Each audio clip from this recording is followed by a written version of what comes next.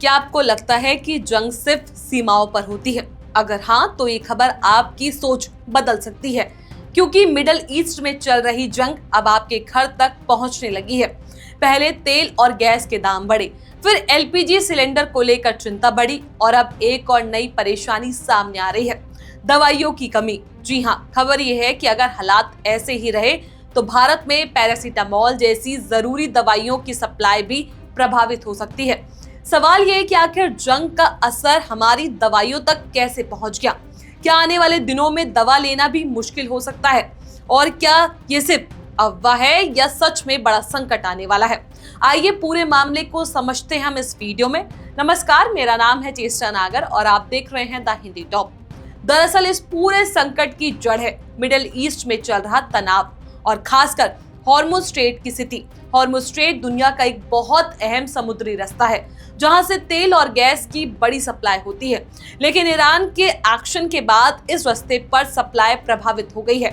अब आप सोच रहे होंगे कि इसका भारत की दवा फैक्ट्रियों से क्या लेना देना है? तो सीधा जवाब है गैस। दवा बनाने वाली फैक्ट्रियों में एलपीजी और प्रोपेन गैस का बहुत ज्यादा इस्तेमाल होता है। यही गैस मशीनों को चलाने, स्टीम बनाने और दवाइयों को साफ करने में काम आती है। अगर गैस नहीं होगी तो दवा बनाने की पूरी प्रक्रिया रुक सकती है।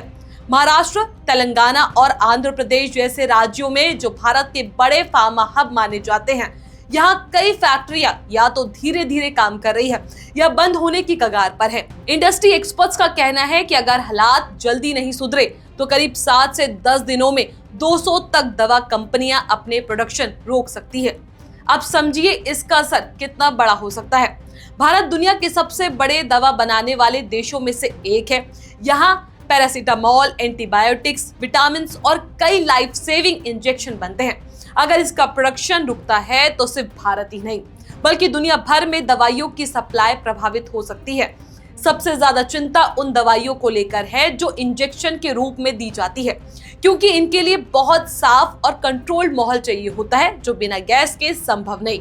इसके अलावा सिरिंज, ग्लव्स और मेडिकल सप्लाई पर भी असर पड़ सकता है। अब बात करते हैं कीमतों की।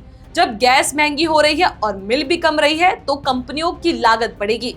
इसका सीधा असर दवाइयों की कीमतों पर पड़ सकता है, यानी आने वाले समय में दवाइयां महंगी हो सकती हैं। लेकिन सिर्फ दवाई इंडस्ट्री ही नहीं, इस जंग का असर और भी सेक्टर पर दिख रहा है। फर्टिलाइजर यानी खाद बनाने वाली इंडस्ट्री भी इससे प्रभावित हो रही है, क्योंकि यूरिया जैसी फर्टिलाइजर बनाने में नेचुरल गैस का इस्तेमाल होता है। रिपोर्ट्स के मुताबिक इंपोर्टेड फर्टिलाइजर के दाम 10 से 20% तक बढ़ चुके हैं, यानी खेती की लागत भी बढ़ सकती है। अगर ये स्थिति बनी रहती है तो खरीफ सीजन में किसानों को खाद की कमी का सामना करना पड़ सकता है। अब बात करते हैं स्टील इंडस्ट्री की।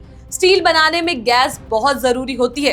कई स्टील प्लेट्स को गैस की कमी की वजह से अपने ऑपरेशन में दिक्कत आ रही है। कुछ कंपनियों को तो अपने सप्लायर से फोर्स मेजर नोटिस भी मिल चुका है, यानी जंग जैसी स्थिति के कारण गैस सप्लाई पूरी नहीं हो पा रही है। इसका असर छोटे उद्योगों पर ज्यादा पड़ रहा है जो पहले से ही कम मार्जिन पर काम करते हैं। अब सवाल ये है कि सरकार क्या कर रही है। सरकार ने फिलहाल घरेलू जरूरतों को प्राथमिकता दी है ताकि आम लोगों के किचन पर असर न पड़े। साथ ही ब्लैक मार्केटिंग रोकने के लिए सख्त कदम उठाए। लेकिन फार्मा कंपनी मांग कर रही है कि उन्हें भी जरूरी सेक्टर मानकर गैस सप्लाई में प्राथमिकता दी जाए ताकि दवाइयों का प्रोडक्शन बंद ना हो। तो कुल मिलाकर कहानी साफ है, जंग कहीं और हो रही है लेकिन उसका असर सीधे आपके घर तक पहुंच रहा है। पहले तेल और गैस और फिर एलपीजी और अब दवाइयों पर भी संकट का खतरा मंडरा रहा है। अगर हालात जल्द नहीं सुधरे तो आने वाले समय में दवाइयों की कमी, महंगाई और सप्लाई की दिक्कतें एक बड़ी समस्या बन सकती है। अब देखना होगा कि यह स्थिति कब तक सामान्य होती है और क्या दुनिया इस संकट से बाहर निकल पाती है नहीं। इस खबर को लेकर आपका जो भी कुछ कहना है, अपनी राय हमें नीचे कमेंट सेक्शन में जरूर बताएं। ऐसी और भी वीडियोस के लिए आप हमारे चैनल द हिंदी टॉप को सब्सक्राइब कर लें। इसके अलावा आप हमें एक्स, फेसबुक और इंस्टाग्राम पर भी फॉलो कर सकते हैं।